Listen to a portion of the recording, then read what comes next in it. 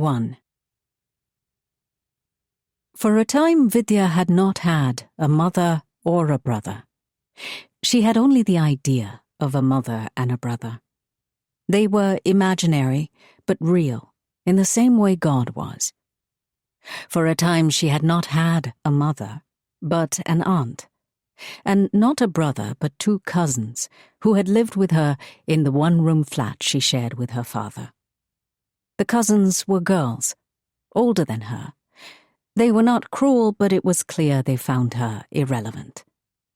They did their schoolwork quietly in the kitchen, whispering to each other, glamorous secrets of movie stars and breasts. The aunt had rough, worried hands and yanked the comb through the girl's hair, which got snarled, even in braids.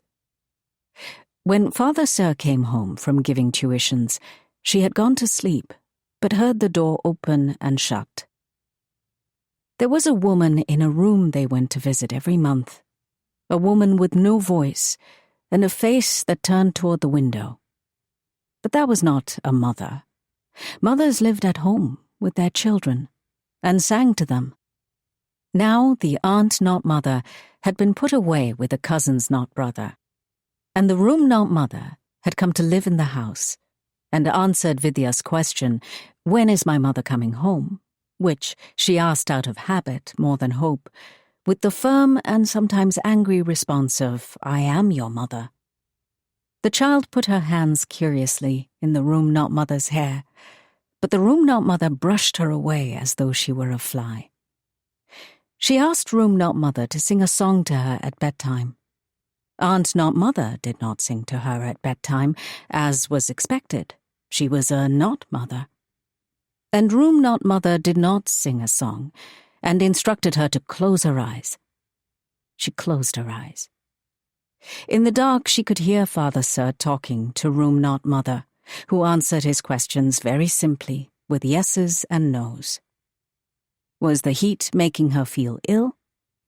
No. Had she heard from her sister? No. Would she write to her again? Yes. Then her mind flattened like a coin, and she was asleep. Now Vidya studied room not mother as she wiped her face again and again with her sari. Earlier she had been in a frenzy of chopping and frying, but she seemed not to know any more what motion to provide her restless body. Her eyes were keen and dark and hard, like the eyes of a man. She wore a pale green sari with a pretty gold border, cotton, but her best.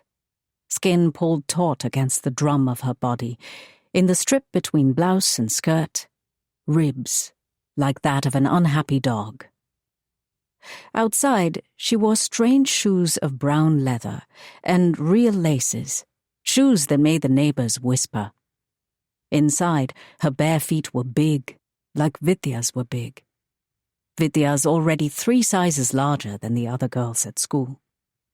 Father Sir, emerging from his bath, gave a sharp glance to Vidya, sitting idle on the divan, swinging her legs.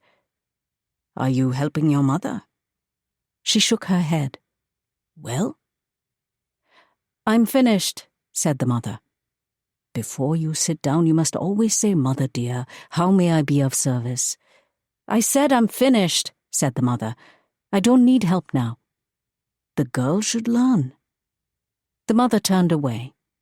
She was preparing the puja plate and placed a whole laddu beside the tiny holy things necessary for the rite, a pile of uncooked rice, an oil lamp still unlit, kumkum and sandalwood paste to be smeared wetly, and a small brass bell.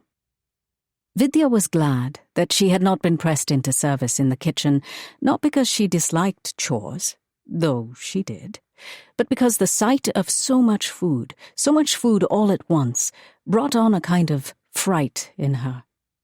It was not time to eat yet, and she had been scolded out of the kitchen several times, not even a taste, and sat on the divan swinging her legs with anxiety. Would there be enough? What would she eat first? What would this brother be like? Would she know him? What if the brother ate everything and there was nothing left for her?